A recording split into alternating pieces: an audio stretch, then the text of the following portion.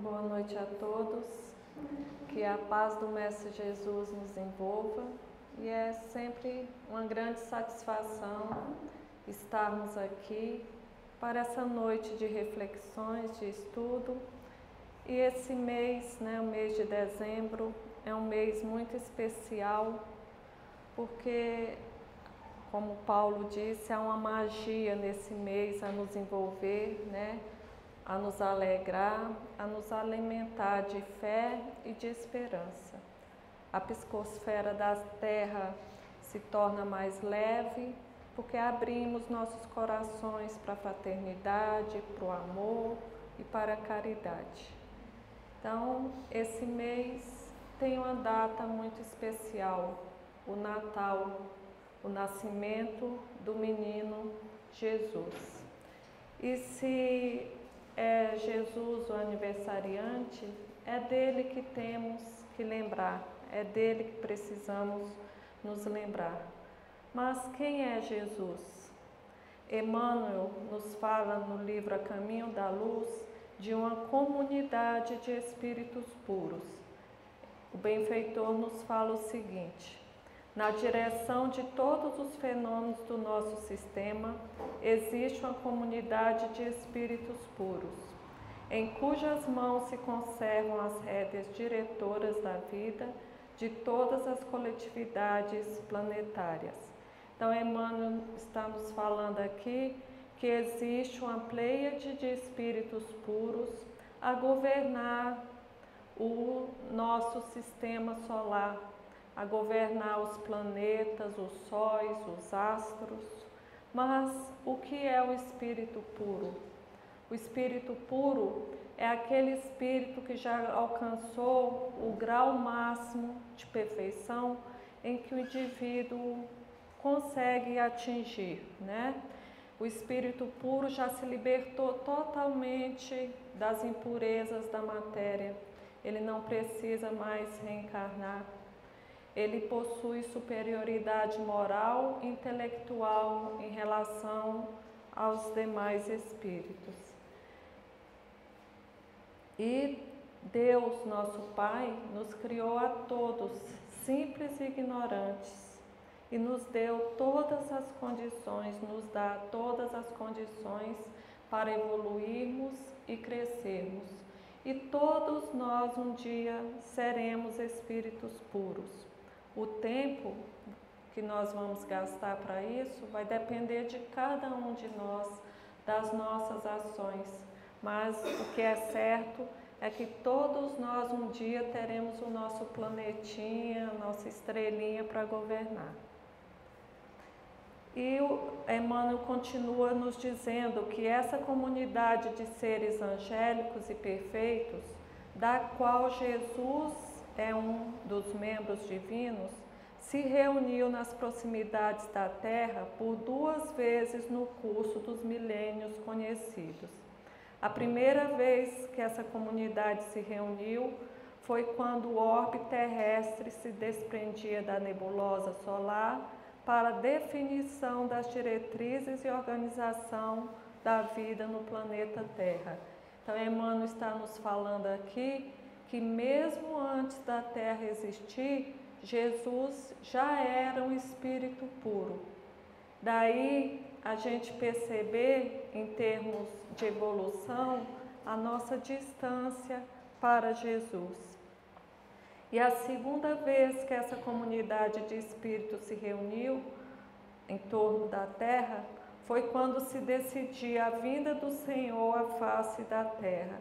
Então, a vinda de Jesus aqui foi planejada por essa comunidade de espíritos puros. E o que Jesus viria fazer aqui na Terra? Ele viria transmitir aos homens o pensamento de Deus. Ele viria encaminhar a humanidade terrestre ao bem, nos dar condições para evoluirmos em conhecimento e moralidade. Jesus, portanto, é o tipo mais perfeito que Deus nos ofereceu para nos servir de guia e modelo. É a Ele que devemos seguir é a Ele que devemos ouvir. O Natal, portanto, representa o amor de Jesus por nós. Ele veio lá das esferas resplandecentes para nos orientar, para nos acolher, para nos mostrar o caminho que nos leva ao Pai. Mas antes que Jesus viesse, vários de seus enviados vieram nos ensinar, nos orientar, como Lao Tse, Confúcio, Krishna, Siddhartha Gautama e outros. Depois veio Moisés e os profetas. O período das profecias cobriu 500 anos, que foi do 9º ao 4º século antes do Cristo. E todos os profetas anunciaram a vinda do Messias. Como Isaías, por exemplo, 750 anos antes de Cristo, nos falava sobre a mãe de Jesus. A Virgem conceberá e dará à luz a um filho, cujo nome será Emanuel, que significa Deus convosco. E Miqueias nos falou sobre o local em que Jesus iria nascer. E tu, Belém, pequena demais para figurar no grupo de milhares de Judá, de ti sairá o que há de reinar em Israel, cujas origens são desde os dias da eternidade. Malaquias foi o último dos profetas. Ele veio no ano 450 a.C. Depois houve 400 anos de silêncio, sem que nenhum profeta, se manifestasse, até a chegada de João Batista.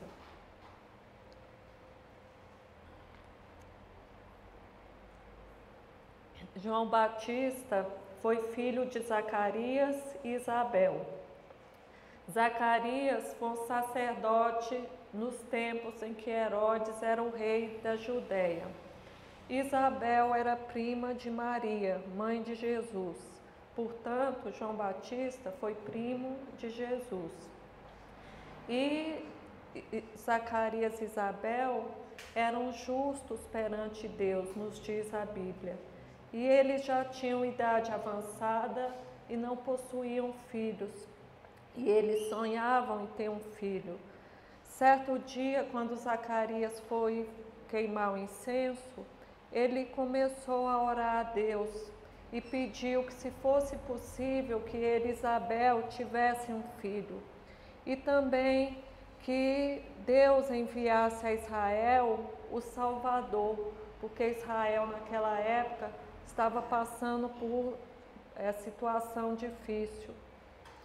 Foi quando lhe apareceu o anjo Gabriel e lhe falou que ele seria pai e que seu filho deveria chamar João, e que João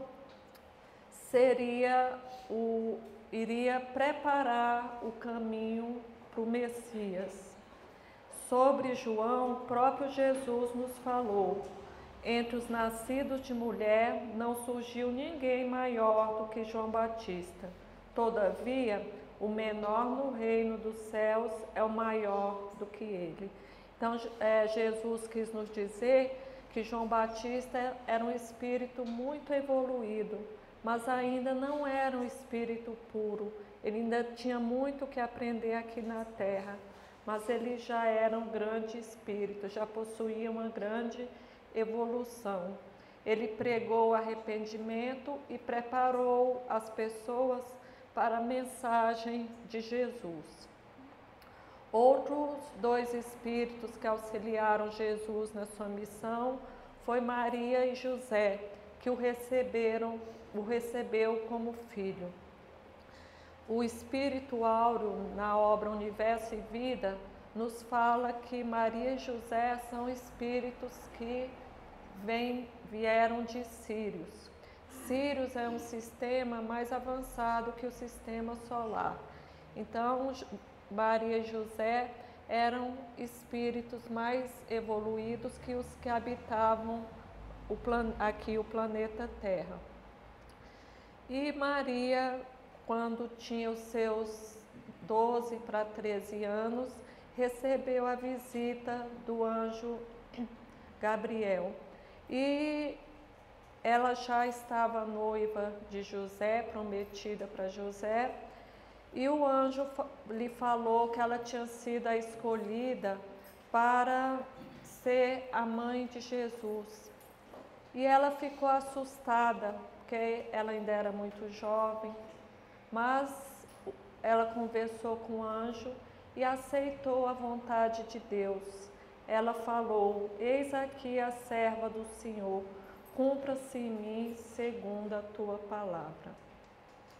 E quando Maria já estava em adiantado estado de gravidez, houve um recenseamento e José e Maria foram para Belém, na Judéia.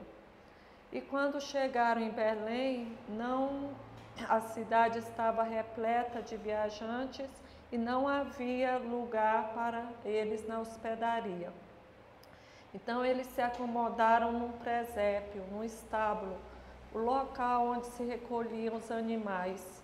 Era um lugar quente e protegido, apesar de muito simples. E foi ali que Jesus nasceu. Ali Maria teve seu filho, envolvendo em faixas, o reclinou em um berço improvisado, uma manjedoura. Manjedoura era o local onde se colocava os alimentos dos animais. E nós notamos até aqui que Maria e José, apesar de espíritos mais evoluídos que os habitantes da terra, apesar de receber o governador espiritual da terra como filho, eles não tiveram privilégios materiais. Eles passaram por todas as lutas naturais que nós passamos aqui na Terra, nesse planeta de provas e expiações. E muitas vezes nós nos sentimos esquecidos, né? Queremos privilégios. Então Deus trata igualmente a todos nós, dá a cada um segundo as suas necessidades. Mas Maria e José estavam sempre ligados ao plano espiritual, sempre ligados a Deus. Então a assistência espiritual nunca faltou a eles.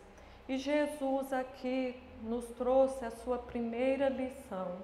Emmanuel nos fala que a manjedoura assinalava o ponto inicial da lição salvadora do Cristo, como a dizer que a humildade representa a chave de todas as virtudes. Então Jesus nos trouxe aqui a primeira lição. Ele veio nos falar que o valor de uma pessoa não está na situação material que ela se encontra, mas sim no que ela realmente é. Jesus, como governador do planeta Terra, poderia nascer onde ele quisesse. Ele poderia escolher um castelo, pais nobres, mas não. Escolheu pessoas simples e humildes para nos ensinar que a humildade é a primeira virtude que nós precisamos desenvolver. Sem a humildade, nós não desenvolvemos as outras virtudes. O evangelista Lucas nos fala que Jesus foi visitado por pastores de ovelhas. Ele nos fala que um anjo, entendamos anjo aqui como mensageiro espiritual, chegou aos pastores e anunciou a vinda do Salvador, dizendo: na cidade de Davi vos nasceu hoje o Salvador, o Cristo. E os pastores levantaram e foram visitar a criança, foram adorar aquela criança. E quando lá chegaram, junto com o Espírito, com o anjo, tinha mais uma multidão de espíritos que cantavam: Glória a Deus nas alturas, paz na terra, boa vontade para com os homens. Como a nos dizer, agradeçamos a Deus por Ele ter enviado seu Filho. Ele veio trazer a paz na terra. Ele teve a boa vontade de vir nos orientar e nos ensinar. E nós vamos fazer a nossa parte? Tenhamos também boa vontade para com a mensagem do Cristo. Tenhamos empenho para colocar essa mensagem em prática, os seus ensinamentos em prática, para construirmos a paz dentro de nós mesmos e a paz na terra. Mateus afirma que Jesus foi visitado por magos, né? Magos eram sábios da época, eles entendiam de medicina, astronomia e espiritualidade. E os magos vieram do Oriente para Jerusalém. E chegando em Jerusalém, eles perguntaram: onde está o rei dos judeus recém-nascido? Vimos sua estrela ao despontar e viemos reverenciá-lo. Aí os transeuntes que estavam ali responderam: em Belém da Judéia, pois assim está escrito pelo profeta. Eles estavam se referindo à profecia de Miqueias. E Herodes, ouvindo isso, ficou preocupado, porque Herodes pensava em um rei material, tinha medo de perder o seu trono. E falou aos magos que se ele encontrasse a criança, voltasse para avisá-lo, que ele também queria ir reverenciar essa criança. E os magos, seguindo a estrela, encontraram o menino Jesus e viram nessa criança um mestre espiritual e lhe presentearam com ouro, incenso e mirra. E eles dormiram ali mesmo, e em sonho eles foram avisados para que não voltassem a Herodes. Então, dali mesmo, eles voltaram para o Oriente.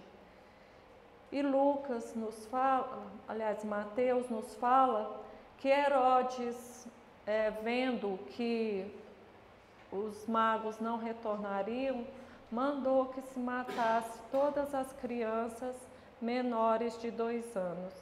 E o anjo avisou a José que fugisse para o Egito com Maria e Jesus.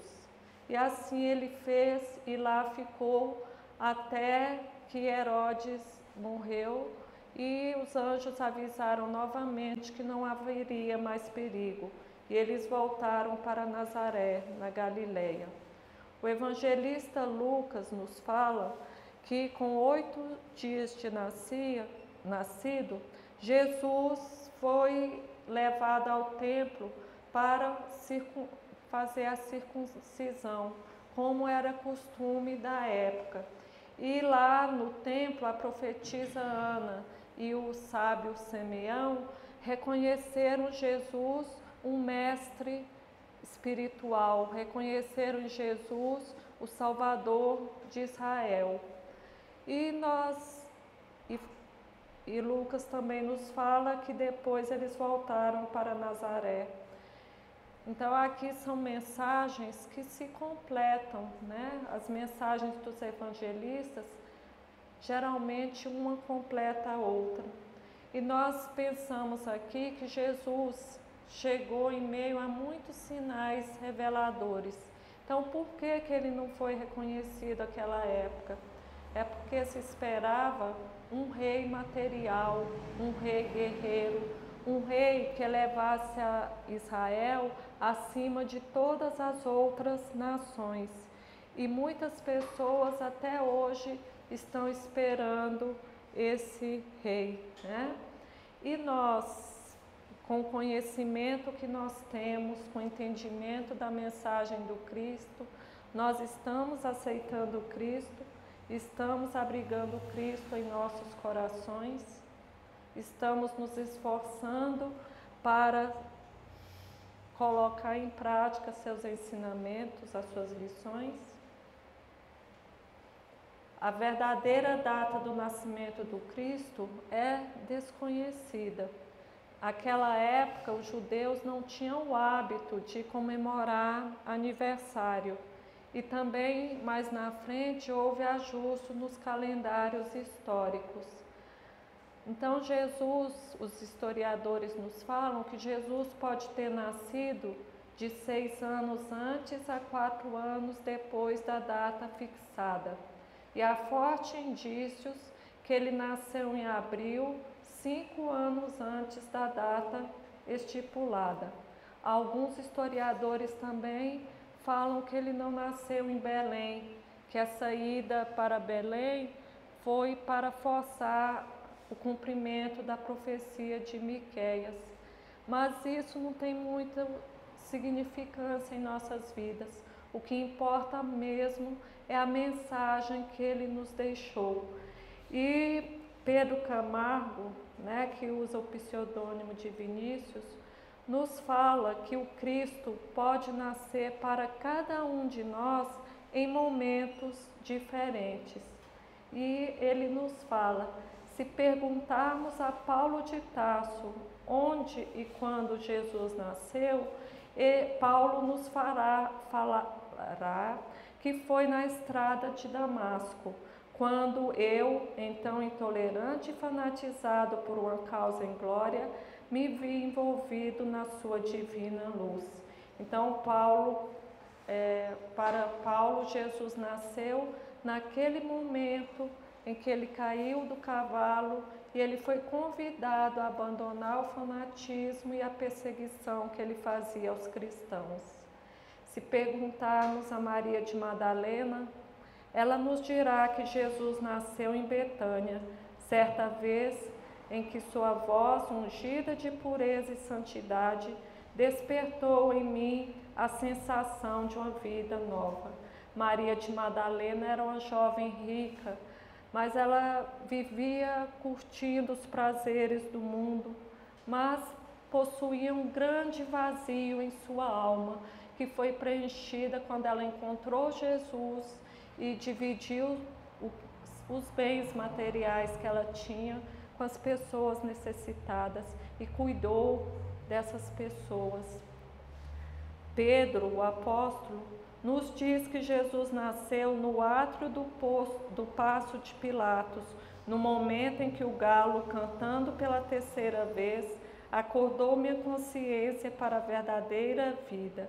Pedro nos fala que daquele momento em diante, ele nunca mais vacilou quando lhe era dado defender a justiça e proclamar a verdade.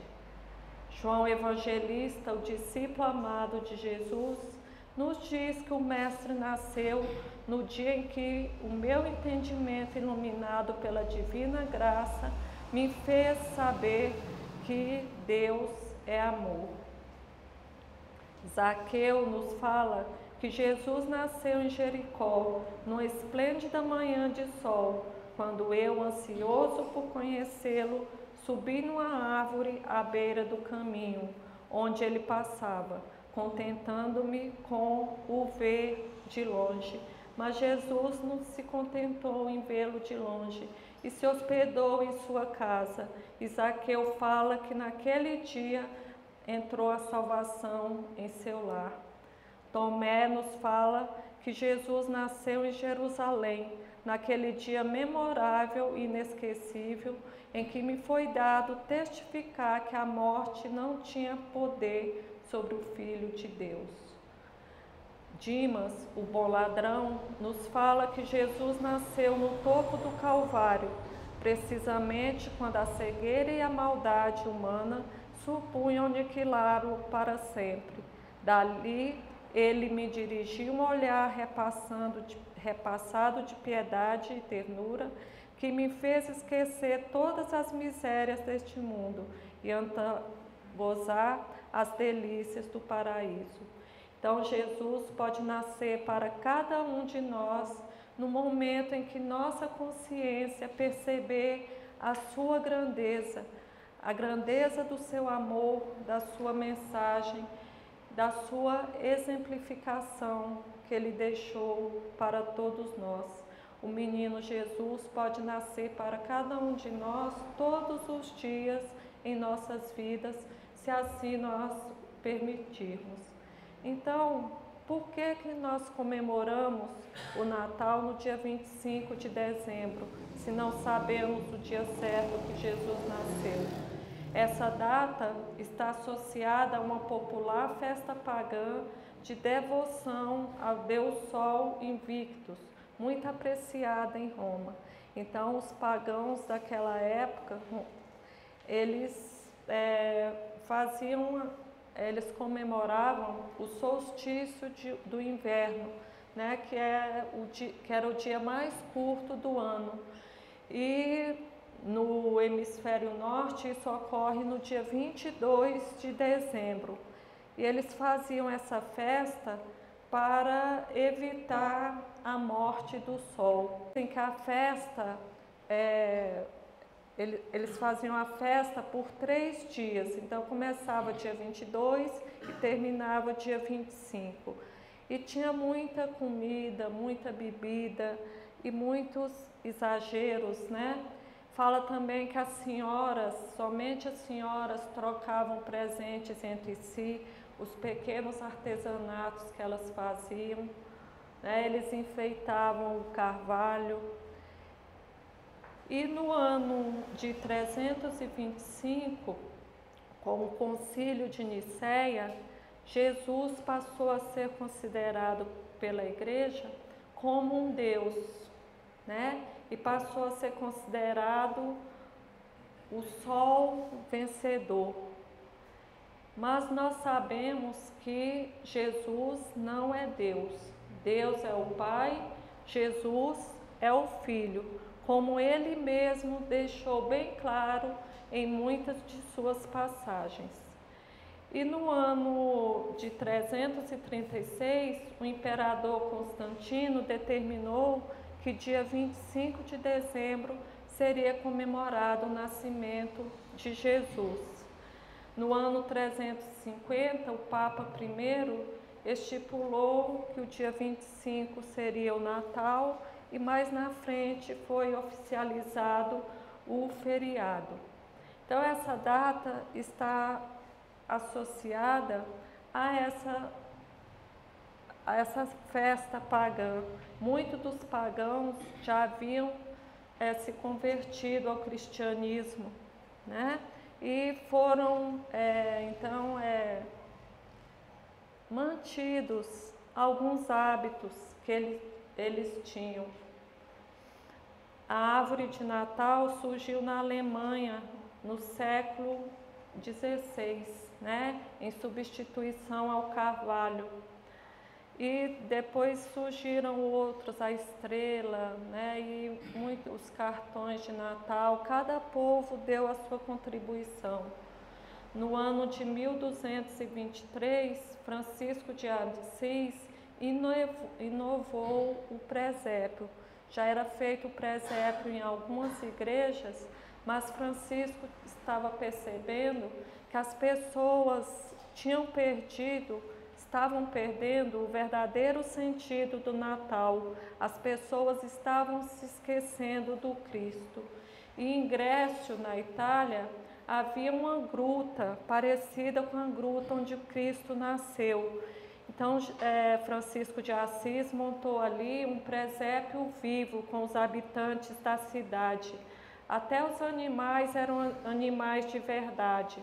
E o próprio Francisco falou ali do nascimento do Cristo, da necessidade do Cristo renascer em nossos corações, falou da misericórdia e da doçura. E daí por diante, todos os anos, eles faziam essa comemoração. E os presépios passaram a ser usados não só mais na igreja, mas também nos lares.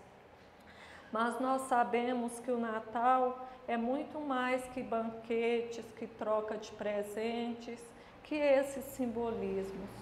André Luiz nos fala, através de Valdo Vieira, que devemos renunciar às comemorações natalinas que traduzam excessos de qualquer ordem, preferindo a alegria da ajuda fraterna aos irmãos menos felizes, como louvor ideal ao sublime natalício. Os verdadeiros amigos do Cristo reverenciam-no em espírito. Então, o verdadeiro Natal é a renovação da alma, é amor, é solidariedade, trabalho. Então, nós devemos festejar o Natal todos os dias de nossas vidas e não somente no dia 25 de dezembro. Mas os antigos tinham razão. Jesus é a luz do mundo, né? Emmanuel nos fala que o Cristo é o sol moral do mundo, a brilhar hoje como brilhava ontem, para brilhar mais intensamente amanhã. Então, o Cristo veio nos ensinar que a verdadeira vida não é essa vida material, mas a vida espiritual. Veio nos ensinar o caminho que nos conduz ao reino de Deus. Veio nos lembrar todos os ensinamentos que aqueles profetas, aqueles sábios da antiguidade trouxeram antes dele. Ele só veio nos relembrar e exemplificar. Por isso que a sua mensagem foi tão forte. O Cristo iluminou mentes e corações. E enquanto mais nos aproximamos do Cristo, mais iluminados nós ficamos, mais aquecidos nós ficamos. Eu sou a luz do mundo, quem me segue não andará nas trevas, mas terá a luz da vida. E qual foi a grande lição, então, que o Cristo nos deixou? O Cristo foi o iniciador da mais pura, da mais sublime moral, a moral evangélico-cristã, que há de renovar o mundo, aproximar os homens e torná-los irmãos. Está lá no Evangelho segundo o Espiritismo, que há de fazer brotar de todos os corações a caridade e o amor do próximo e estabelecer entre os humanos uma solidariedade comum. Então, Cristo nos deixou um ensinamento moral que é aceito por todas as religiões, até mesmo aqueles que não são cristãos aceitam a sua mensagem, porque são verdades eternas. É uma mensagem de união aos povos, de fraternidade, e nós temos um exemplo disso, um fato que ocorreu na Primeira Guerra Mundial, no Natal de 1914. Então, estavam guerreando os alemães e os ingleses e seus aliados. E fala que na noite de Natal, os alemães começaram a cantar hinos natalinos. Aí os ingleses, os franceses do outro lado também começaram a cantar nas suas línguas. E de repente, um alemão se aproximou de uma extensão de terra que era chamada Terra de Ninguém, um local neutro, com a bandeira branca, e falou, gritou: não atirem, é Natal. E diante do silêncio ele desejou Feliz Natal a todos. Então os ingleses também correram ao encontro e eles se abraçaram, né? Trocaram comidas, bebidas e presentes entre si e ficaram ali comemorando o nascimento de Jesus. Fala que essa trégua envolveu 100.000 soldados. Em alguns trechos, eles jogaram até futebol para comemorar o Natal. A guerra continuou depois, mas essa trégua foi vista como um momento simbólico de paz e de humanidade. E Jesus é o aniversariante, merece um grande presente. E que presente você daria a Jesus no Natal? Ele nos deixou a dica do que Ele quer ganhar de cada um de nós. Tive fome e deste-me de comer, tive sede e deste-me de beber. Era estrangeiro e hospedaste-me. Estava nu e vestiste-me. Adoeci e visitaste-me. Estive na prisão e foste me ver. Mas, mestre, quando foi que te fizemos tudo isso? Em verdade vos digo que quando fizestes a um destes meus pequeninos irmãos, a mim o fizestes. Então, nosso próximo necessidade é Jesus batendo em nossa porta. Então, o que Jesus quer de cada um de nós é que cultivemos a benevolência, o amor, a indulgência, o perdão. Que façamos ao próximo o que desejaríamos para nós mesmos. Que nos amemos uns aos outros como Ele nos amou. E antes do encerramento, vamos prestar nossa homenagem a esse grande Espírito que soube tão bem cumprir os ensinamentos de Jesus, seguir os ensinamentos de Jesus. Dona Ivone do Amaral Pereira nasceu no dia 24 de dezembro de 1900, na vila de Santa Teresa de Valença, que hoje é o Rio das Flores, no Rio de Janeiro. E ela desencarnou com 77 anos no dia 9 de março de 1984. E Dona Ivone teve uma reencarnação provacional muito difícil, e suas provações começaram quando ela tinha 29 dias de nascida. Ela teve um acesso de tosse que a sufocou e ela ficou em estado de catalepsia, que é um estado de morte aparente, e ela ficou nesse estado por 6 horas. Então, os médicos e os farmacêuticos a deram como morta. Então, a família preparou o velório, né, vestiu a roupinha nela, pôs a grinalda de flores e só não colocou no caixão porque a mãe não deixou. Porque mãe é mãe, né? E ela tinha certeza que sua filha não tinha morrido. E ela, então, se recolheu e fez uma oração fervorosa a Maria, mãe de Jesus, e falou que se sua filha estivesse morta, que fosse feita a vontade de Deus, mas caso não, que Maria desse um jeito para que ela retornasse. E depois de orar, ela começou a acariciar a criança como se lhe aplicasse um passe. Então, de repente, ela deu um grito, né? A criança deu um grito e começou a chorar. Então, a mãe da Dona Ivone tirou a roupinha dela, tirou aquela grinalda que estava machucando a testa dela, por isso que ela gritou e chorou. E ela teve uma convivência difícil entre seus familiares, porque era um grupo familiar estranho para ela. Ela tinha recordação muito viva do seu passado e seus verdadeiros familiares já haviam evoluído, eram lá da Europa, né? Então ela se sentia uma estranha no meio de seus familiares. E ela, durante sua vida, teve outros ataques de catalepsia, né?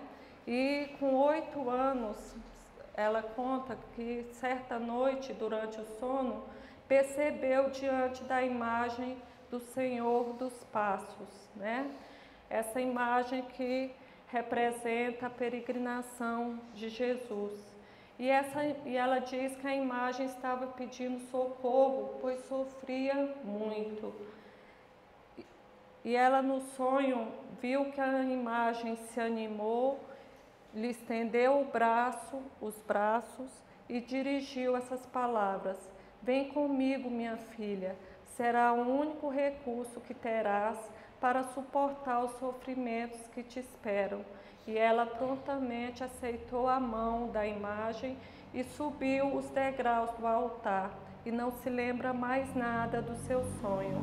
Ela nos fala que esse sonho foi uma advertência para lhe fortalecer diante das renúncias que ela teria adiante, que seriam muito dolorosas e difíceis.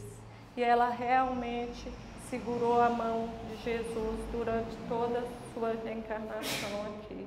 Chico nos fala que ela era, Chico a chama de heroína silenciosa, porque ela não fazia tudo em silêncio, ela não fazia alarde de nada, né?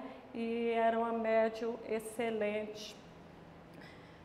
Grandes espíritos a acompanhavam, como Bezerra de Menezes, Eurípides Passanufo, Bittencourt Sampaio e outros.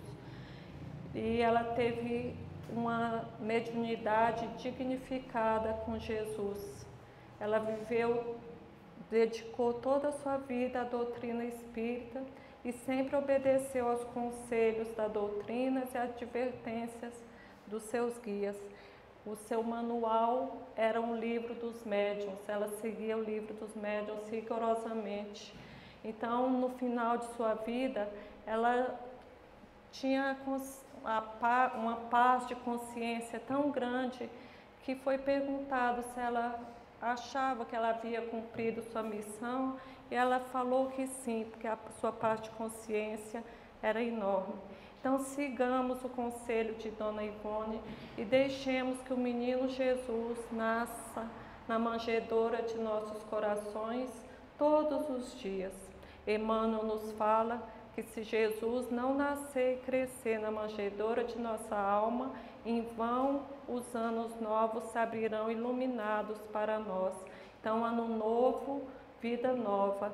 Precisamos destruir o homem velho que há em nós e construir valores morais, edificando um homem novo.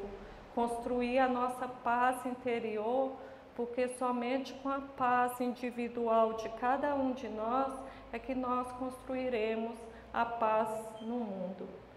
Então, que o nosso coração tenha a simplicidade da manjedoura para acolher Jesus e permitir que Ele seja nosso modelo e guia em todos os momentos. Feliz Natal para todos, próximo ano novo, e que o Natal seja todos os dias de nossas vidas. Muito obrigada pela atenção de vocês. Que Jesus nos abençoe.